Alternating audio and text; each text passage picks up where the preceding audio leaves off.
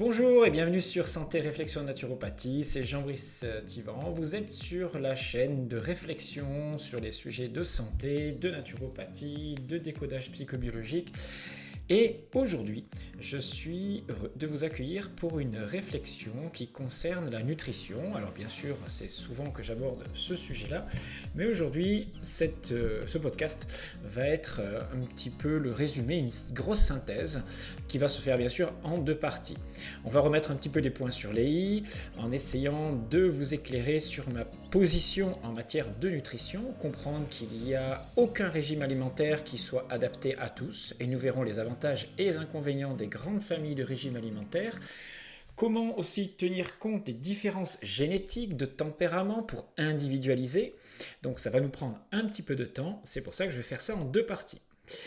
Alors, bien sûr, je ne pourrai pas rentrer dans tous les détails pour chaque nutriment, aliment, en fonction de leur teneur en ceci ou cela, comment les digérer, comment le corps les métabolise, leur impact insulinique, la satiété, leur effet sur les intestins, la prise de graisse ou de muscles qu'ils entraînent, etc. Cela prendrait beaucoup de temps. Ça, c'est ce que je fais dans mes formations, que je vous invite à découvrir sur le site alsacenaturo.com. Alors, je suis souvent catalogué comme anti-végétarien, pro-cétogène, j'ai peut-être même une image de carnivore, je serais contre les céréales ou les légumineuses, contre les glucides ou les fruits, etc. Alors, si je fais ce podcast, c'est aussi en réponse par rapport à certains internautes qui me donnent des arguments contraires par rapport à ce que j'affirme parfois.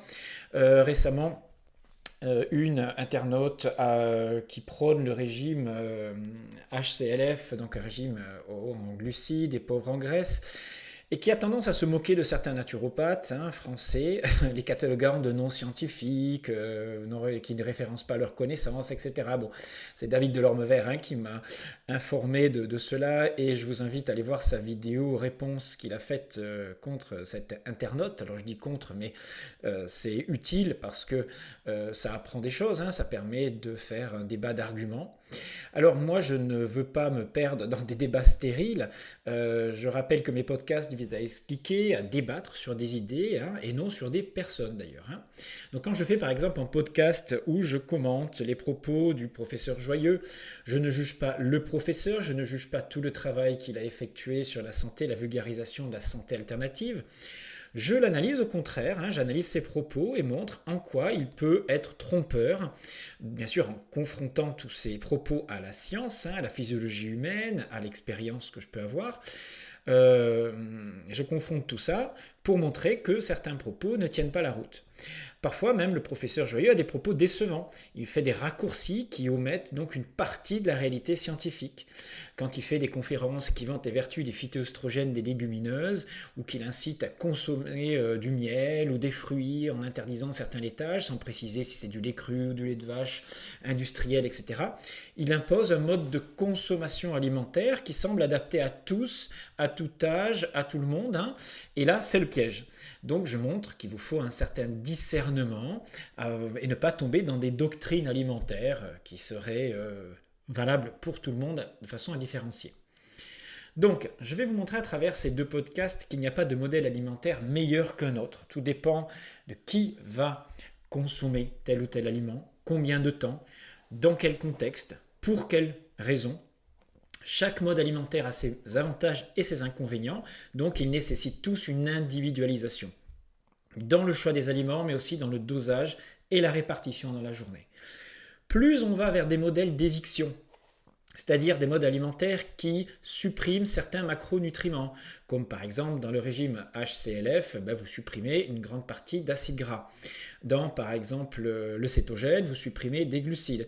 Dans le carnivore, vous supprimez des fibres.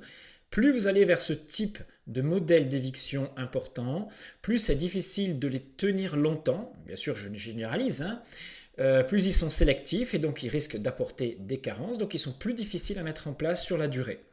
Mais certains s'y accommodent très bien et je ne juge pas les personnes qui vivent et font ce type de régime alimentaire si ça leur réussit. Et la question, c'est de savoir est-ce que ces régimes alimentaires me permettent d'être en meilleure santé et comment savoir que je suis en meilleure santé. C'est ça tout le débat. Alors, dans mes podcasts, je ne porte pas de jugement sur les personnes, je n'impose aucun dogme. On reste l'esprit ouvert et on garde une certaine humilité en pensant qu'on peut se tromper. Donc on essaye de se baser à la fois sur la réalité physiologique, les connaissances scientifiques qui ont évolué, hein, ce qu'on appelle la science moderne, la physiologie moderne, mais aussi la clinique individuelle. N'oublions pas que l'observation des personnes qui suivent un régime nous donne des informations si ce régime est bon ou pas pour eux, bien sûr. Donc parfois, il faut savoir sortir de la théorie quand les faits nous montrent que la théorie ne fonctionne pas sur telle ou telle personne.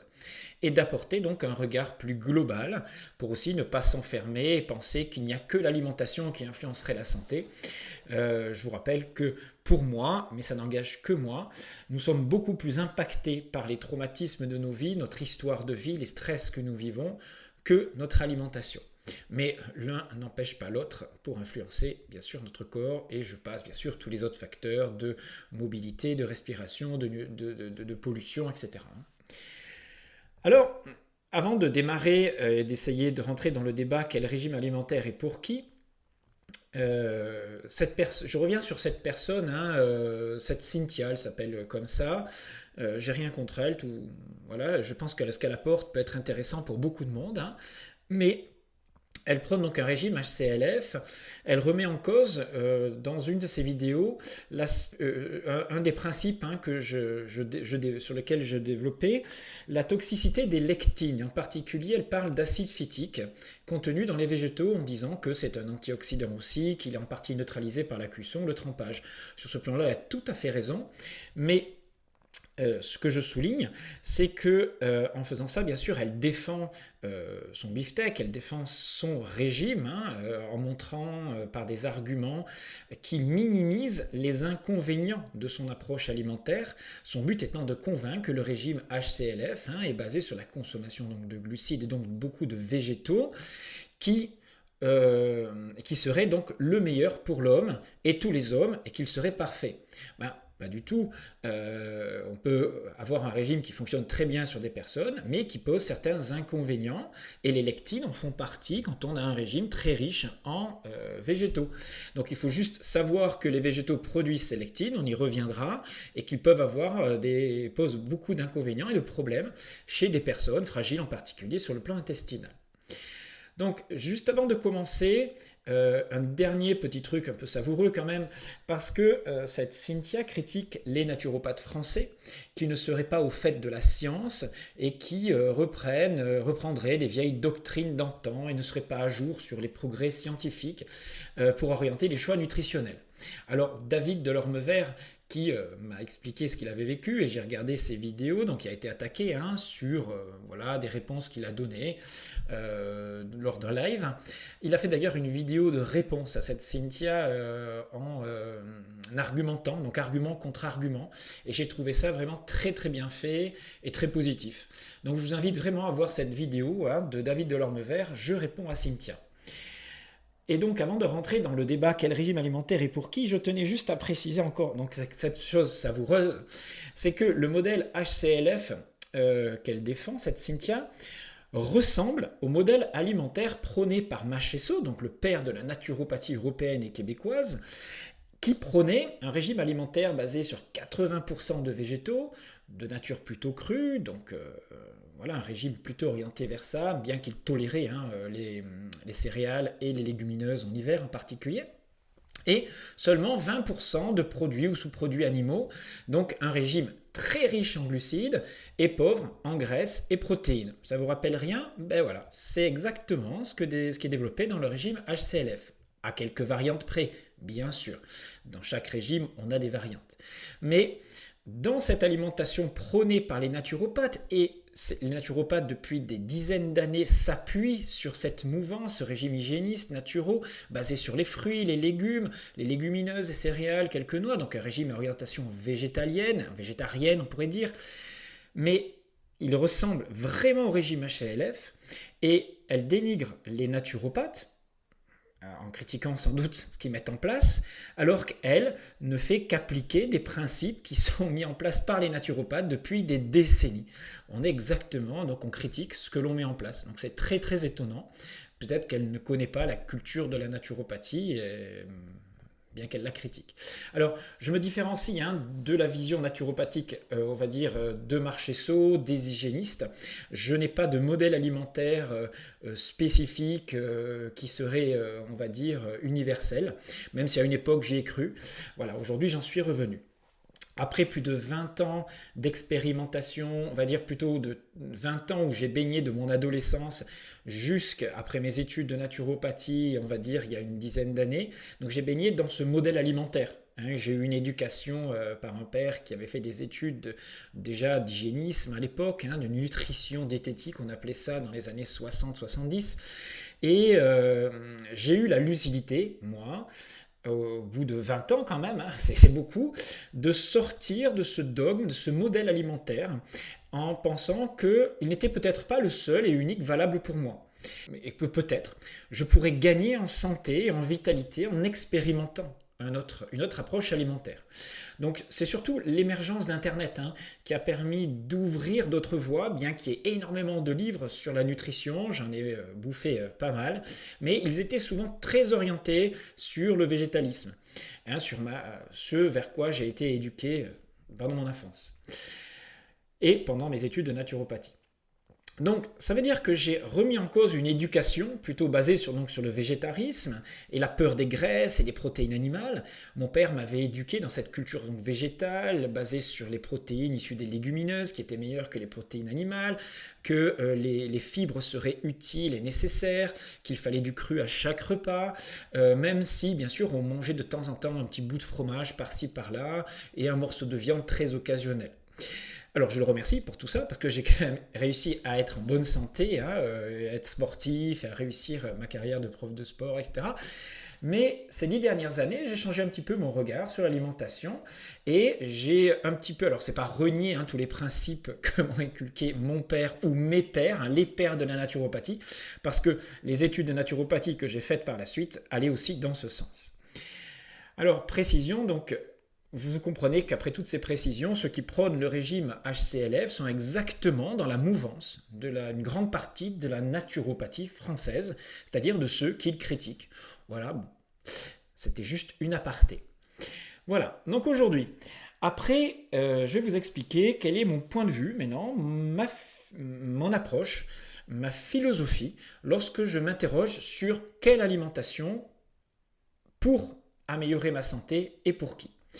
Donc c'est l'aboutissement de 30 ans de réflexion, d'éducation autour de l'hygiénisme. Je suis passé donc par cette éducation dans mon enfance autour de l'hygiénisme. J'ai lu des centaines de livres autour de ça. J'ai eu ma formation universitaire en STAPS, donc rien à voir avec l'alimentation directement, mais d'un point de vue approche de la physiologie, de l'anatomie, etc. J'ai eu une formation universitaire de prof de PS, je suis prof de PS. J'ai fait mes études ensuite dans l'Institut Marchesso, Rousseau à Paris pendant plus de 3 ans. J'ai fait d'autres formations, psychobiologie, etc. J'ai lu énormément d'études scientifiques qui parlent de nutrition dans toute la planète et me suis intéressé à tout ce qui sortait en particulier dans le monde anglo-saxon qui sont très avancés par rapport à nous. On est un petit peu au Moyen-Âge en Europe par rapport au monde anglo-saxon. Et après avoir accompagné des centaines de patients, formé des dizaines de naturopathes ou fait des articles dans des revues depuis plus de 10 ans, de Néo-Santé à la médecine anti-âge, et après avoir écrit donc 2 livres, dont un sur les maladies métaboliques, référencés, etc. Voilà, je vous livre mon approche de la relation entre santé et alimentation. Bien sûr, je ne suis pas exhaustif, je ne vais pas rentrer dans tous les détails, mais au moins l'approche et la réflexion vous aidera peut-être vous à faire vos choix. Alors la première question quand on recherche un mode alimentaire, c'est de se dire voilà, je veux changer d'alimentation pour être en meilleure santé. Qu'est-ce que veut dire être en bonne santé ? Alors comment savoir si ce modèle alimentaire est adapté à ma constitution, ma génétique, mon mode de vie et va améliorer mon niveau de vitalité ? Alors je vous renvoie à cette réflexion dans d'autres podcasts. Qu'est-ce qu'être en bonne santé ? Qu'est-ce qu'améliorer son niveau de vitalité ? Car ici, je vais être un petit peu court pour tout vous expliquer et le podcast va être trop long. Donc allez voir ce que veut dire être en bonne santé, même si on va aborder certains critères importants pour faire des choix alimentaires juste après. Alors parmi tous les régimes qu'on vous propose, alors je vais en citer que quelques-uns, vous allez devoir vous placer, vous positionner, ou alors ne pas vous positionner dans des régimes d'éviction extrêmes et faire un régime qui n'en est pas vraiment un, puisqu'il permet tout. C'est à peu près ce qu'on conseille dans le régime méditerranéen, par exemple, qui est un régime très global, où on n'enlève bien sûr que l'alimentation industrielle, etc. Alors vous avez bien sûr toute l'approche crudivore végétalienne ou crudivore mixte avec des produits carnés, donc ce qu'on appelle la primal diet. Vous avez le régime cétogène, très pauvre en glucides, très riche en graisse. À l'inverse, donc le régime HCLF, très pauvre en graisse, très riche en hydrates de carbone. Et puis le régime donc carnivore, où il n'y a pas du tout de fibres, qui est un régime un petit peu cétogène. Le régime dissocié, où là vous mangez de tout mais séparément, c'est-à-dire que vous allez ne pas associer glucides avec des protéines, par exemple animales, ou des légumineuses, des céréales par exemple, vous ne les associerez pas à des produits animaux, etc. Alors, il y a d'autres dissociations bien sûr dans ce régime-là. Puis vous avez des régimes très locaux en fonction des pays, basés beaucoup sur le riz, d'autres basés sur le soja, des régimes en fonction du groupe sanguin, etc. etc. Donc depuis 35 ans que je me pose cette question de choisir un mode alimentaire en fonction de qui je suis et de comment je fonctionne, j'explique aujourd'hui qu'il faut toujours considérer que la santé, c'est la rencontre entre une génétique, c'est-à-dire une génétique qui va peut-être s'inscrire dans mon morphotype, dans ma constitution visuelle, dans ce que je suis, dans mon apparence physique, encore que c'est parfois incomplet, on verra, avec un mode de vie, c'est-à-dire la rencontre entre l'inné et l'acquis, la génétique et l'épigénétique. C'est-à-dire qu'un choix alimentaire va donc dépendre de la rencontre entre un aliment, c'est la rencontre entre un aliment, un régime et la personne qui le consomme. Donc comment peut-on imaginer aujourd'hui qu'il y a un modèle alimentaire unique, idéal pour tous?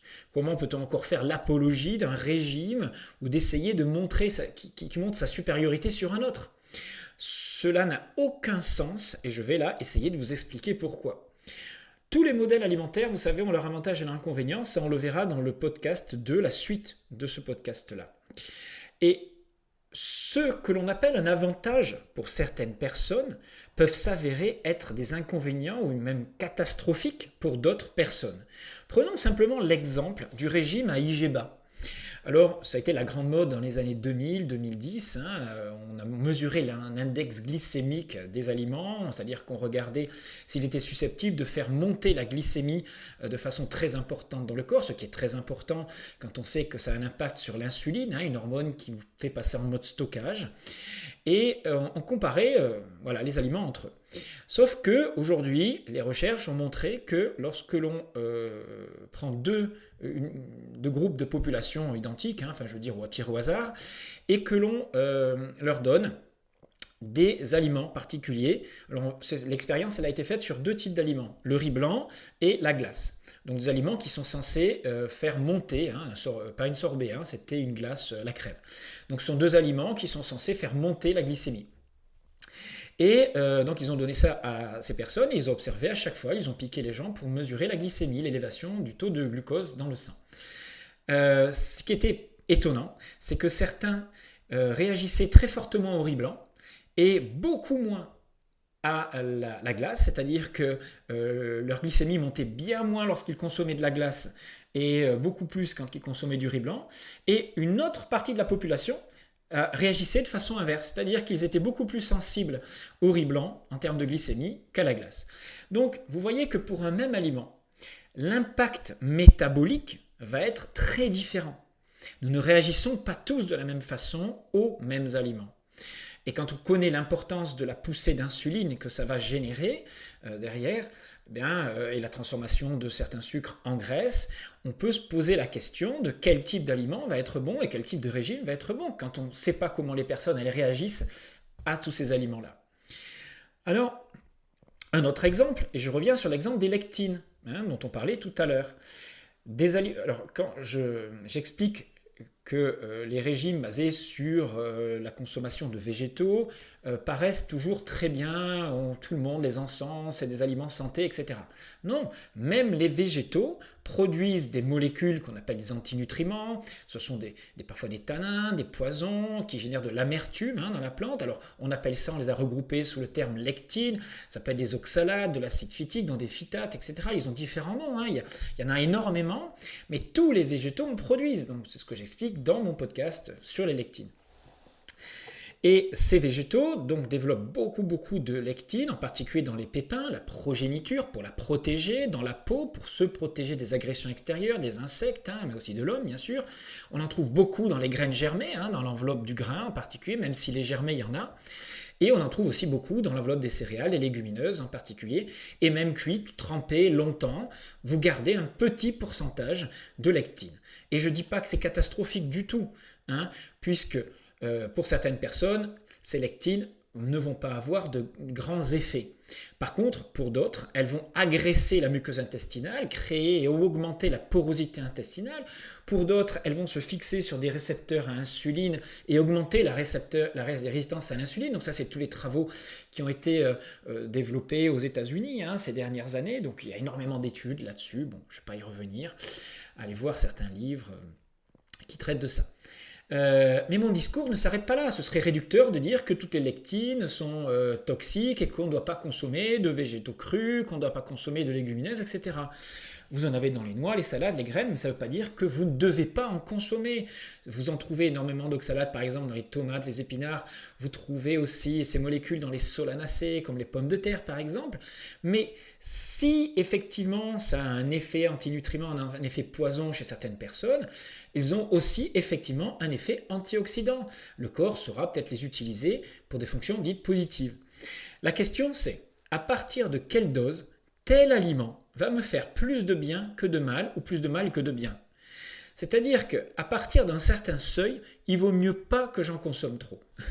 Dans l'amanite phalloïde, vous trouvez des antioxydants, des vitamines, et pourtant il y a des teneurs en lectine qui sont mortelles, et donc il vaut mieux pas en consommer. Donc on a tous expérimenté à un moment donné, par exemple, un repas riche en crudités ou en légumineuses ou en fibres, etc. Vous êtes sorti du repas, vous avez le ventre ballonné, une sensation de lourdeur, de gaz, de flatulence. Vous avez le ventre explosé. Donc, vous avez une agression, on le sait quand c'est comme ça, sur votre muqueuse intestinale, sur votre microbiote. Mais voilà, vous n'êtes pas fait pour fermenter, par exemple, autant de fibres. Mais pour d'autres personnes, le même repas n'a pas du tout eu les mêmes effets. Certains vont métaboliser, fermenter la cellulose de façon relativement efficace. Et ça ne posera pas un grand problème.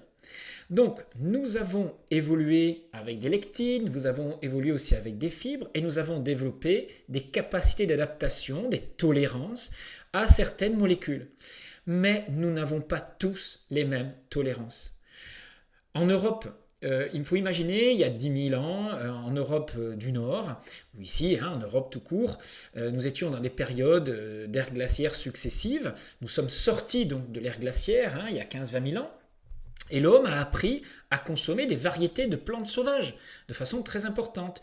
Nos gènes ont légèrement muté, il y a eu des adaptations qui se sont faites, et nous avons eu la capacité de neutraliser les lectines. Et cette neutralisation, cette capacité-là, nous l'avons importée, conservée chez certains d'entre nous, mais de façon bien moindre chez d'autres. Idem par exemple pour la capacité à extraire les oméga 3 des végétaux. C'est-à-dire que vous avez certains oméga 3, comme l'acide alpha-linoléique dans les végétaux, que certains peuples qui ont un gène spécifique, en particulier en Orient et en Afrique, sont capables de très bien extraire des végétaux. Or, nous qui sommes Européens, qui avons grandi, évolué depuis des milliers d'années dans l'Europe froide, nous sommes des peuples d'éleveurs, de carnivores. À certains moments, pendant des dizaines, des milliers d'années, nous avons consommé énormément de produits animaux, d'animaux tout court, et nous n'avons pas développé cette capacité à extraire ce gène, ne s'est pas exprimé correctement. Et nous n'avons pas cette capacité à extraire une grande quantité des oméga 3 contenus dans les huiles, dans les noix, dans certains végétaux. Donc aujourd'hui, nous sommes capables d'en extraire que 10%, gros maximum. Nous avons des enzymes, des élongases qui sont capables d'être transformées en EPA, DHA, la seule forme dans laquelle ces oméga 3 sont utilisables pour le corps. Mais ça va se faire de façon très variable d'un individu à l'autre. Ce qui fait que certains vont être très adaptés pour le végétalisme par rapport aux acides gras et d'autres beaucoup moins. Donc, à l'inverse, par exemple, l'enzyme lactase existe de façon abondante chez pratiquement tous les personnes qui vivent dans les peuples du Nord, puisqu'ils sont issus de ces peuples d'éleveurs qui ont consommé beaucoup de lait pendant des milliers d'années, depuis 7-8 000 ans. Qu'on consomme du lait, les peuples du Nord ont développé ça, alors que les peuples du Sud, de l'Europe ou de l'Afrique n'ont pas cette lactase et ont des difficultés à digérer le lait. Sauf bien sûr quelques peuples comme les Peuls, les Maasai ou les Mongols plus loin en Asie, et qui sont de tradition, aussi éleveurs, et qui consomment beaucoup de laitage et de graisse donc saturée, sans souci cardiovasculaire d'ailleurs ou autre problème digestif. Voilà, donc il y a une réalité qu'il ne faut pas nier et il ne faut pas non plus se perdre dans des analyses théoriques en voulant affirmer la supériorité de tel ou tel régime sur d'autres. Mais donc comment savoir pour quel aliment nous avons gardé une bonne capacité digestive? Comment savoir qu'il va me réussir ou qu'il va me nuire? Et comment faire les bons choix de régime alimentaire? Eh bien, dans les formations que je propose, on apprend d'abord à identifier le profil de la personne. Alors, l'idéal serait de partir de sa génétique, d'avoir tout son profil génétique. C'est ce qui se fait par exemple, et commence à se faire du moins en médecine fonctionnelle, qui vous permet de déterminer quels sont les phénotypes, en particulier les ApoA, les ApoB ou les ApoE, etc. Ce profil, ce phénotype est très intéressant car il nous indique la façon dont on a de métaboliser certains nutriments, les graisses en particulier ou les glucides, et donc quels seraient les aliments les plus adaptés à notre typologie, à notre génétique. Ceux que vous métabolisez bien et qui vont modifier positivement vos paramètres de santé alors que d'autres vont les influencer négativement. Par exemple, vous pouvez être ApoE3. Si vous êtes ApoE3, ce gène est apparu surtout au début de l'ère Sapiens. Pour nous, il y a à peu près 200 000 ans. Ce gène-là, c'est à peu près 2/3 de la population qui l'a. Et c'est un gène, bien sûr, qui est parfaitement adapté pour utiliser correctement une alimentation riche en graisse, pauvre en glucides, c'est-à-dire une alimentation proche de celle des ères glaciaires successives auxquelles on a été confronté, où l'alimentation a été basée sur les produits animaux, puisqu'il y a des dizaines de milliers d'années, il faut imaginer que l'Europe était complètement recouverte de glace et qu'il n'y avait que quelques toutes petites semaines dans l'année où on trouvait quelques racines et quelques baies très peu sucrées. Voilà. Donc notre corps s'est adapté pour brûler des graisses, les transformer en corps cétonique et avoir un rendement énergétique parfait avec ça. Mais ce qui n'était pas forcément le cas à d'autres périodes de notre évolution, mais maintenant ça a été la plus grande période de notre évolution. A l'inverse, ceux qui sont ApoE4, qui ont ce phénotype particulier, ça représente à peu près 10% de la population. C'est un gène originel qu'on va trouver beaucoup dans certains pays, Nigeria, etc. Ce sont des peuples qui ne sont pas capables de métaboliser correctement certains aliments, en particulier certaines graisses, et qui vont facilement fabriquer du cholestérol, qui vont être sensibles aux graisses saturées, aux produits carnés, et à l'excès de sucre aussi, de glucides, en particulier comme le fructose, qui est catastrophique pour eux. Ils le transforment de suite en graisse hépatique. Donc ces personnes-là pourraient se trouver améliorées par une alimentation à dominante végétarienne, en enlevant bien sûr le fructose, et en supprimant bien sûr des produits animaux. Alors que pour les ApoE3, une alimentation basée sur un régime carné, très riche en graisse animale, serait salutaire. Voilà. Mais quand on n'a pas la chance de pouvoir faire une analyse génétique, on peut observer le profil morphologique de la personne, mais aussi le questionner en faisant son anamnèse pour accéder à des informations qui vont nous permettre de comprendre comment on transforme les aliments, comment on les métabolise, comment on les utilise, et est-ce qu'avec tel aliment, ça va entraîner une augmentation de la stéatose hépatique, est-ce que ça va augmenter la graisse corporelle, ou au contraire améliorer la masse musculaire et entraîner une perte de poids. Alors, Au-delà de l'observation et de l'anamnèse, moi je suis partisan d'avoir quand même des informations par les analyses sanguines qui donnent quand même un état des lieux, même s'il n'est pas parfait, du niveau de métabolisme, comment on fonctionne du moins. Par exemple, si vous avez des paramètres métaboliques les plus importants, c'est la glycémie sur 3 mois. Déjà, faire en sorte que les taux de glycémie ne dépassent pas 0,95. Ensuite, avoir le profil lipidique, le rapport HDL-LDL. Attention, le cholestérol n'est pas les transporteurs. Quand vous mesurez vos HDL-LDL, ce qui compte, ce n'est pas le taux global cholestérol comme vous le mettez, c'est le rapport entre le HDL et LDL. Et il faut que le HDL soit au supérieur à un quart des LDL. Mais ce ne sont que des marqueurs et ce ne correspond pas au taux de cholestérol que vous avez dans le corps. Le cholestérol est une molécule essentielle, vitale, qui est à l'origine de la fabrication de toutes vos hormones, enfin la plupart de vos hormones. Elles s'intègrent dans les cellules, on en a besoin et c'est tellement important que le cholestérol est recyclé dans notre organisme. Le corps ne veut absolument pas le perdre et si vous n'en apportez pas, de toute façon, votre foie va en fabriquer. Ensuite, des marqueurs comme la tension qui sont importantes et surtout les triglycérides. Les triglycérides qui sont formés la plupart du temps à partir des sucres que vous consommez. Plus vous consommez de glucose, plus vous consommez d'amidon, plus vous consommez de fructose en particulier, plus vous allez saturer votre foie qui transforme ces sucres en graisse.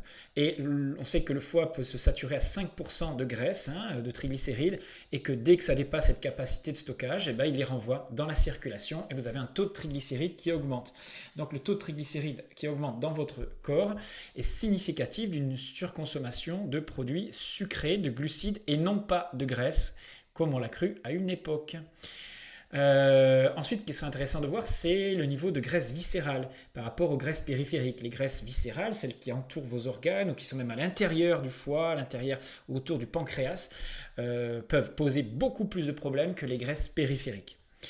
Et puis vous avez l'état inflammatoire. Alors ça c'est très difficile de le voir, que ce soit l'état inflammatoire, il y a la CRP, mais bon, ça ne reflète pas toujours tout. Et la graisse viscérale, n'oubliez pas qu'il n'y a que le scanner pour le voir. Voilà. Donc après c'est une estimation par rapport au périmètre abdominal, mais c'est invisible. Voilà, on ne peut pas le détecter. Peut-être les transaminases au niveau hépatique seraient intéressantes, les enzymes. Regardez si votre foie n'est pas en surtravail au niveau enzymatique.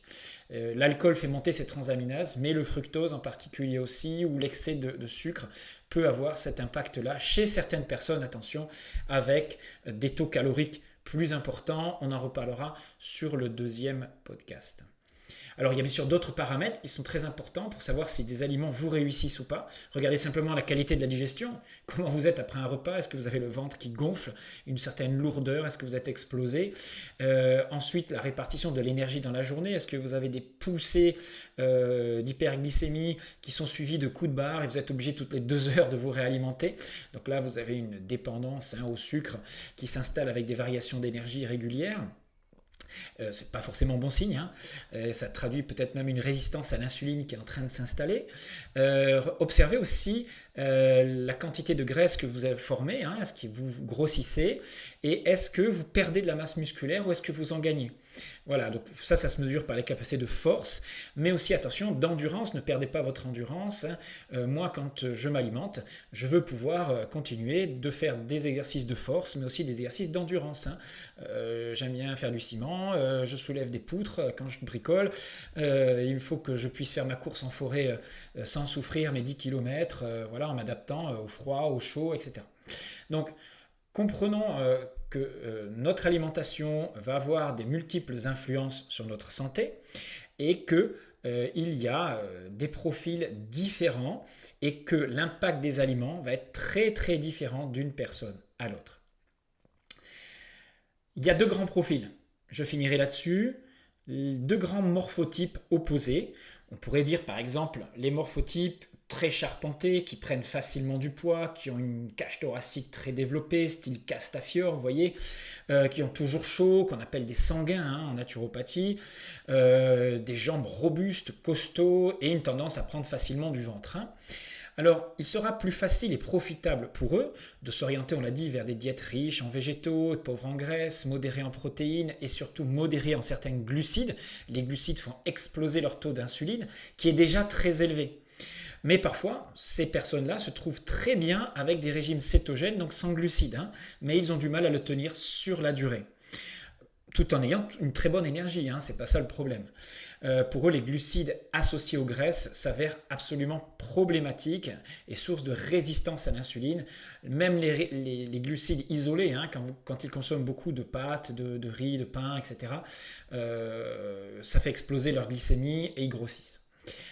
Donc eux, il faut vraiment augmenter les végétaux, garder des apports protéiques mais moins gras que d'autres personnes plus équilibrées sur le plan de l'insuline en particulier.